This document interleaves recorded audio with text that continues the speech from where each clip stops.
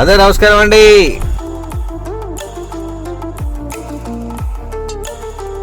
Good morning.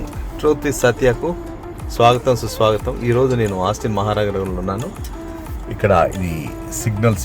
ఇక్కడ ఇదేంటంటే విశేషం ఏంటంటే ఇక్కడ మనం డ్రైవర్లెస్ కార్లో ఉన్నాం.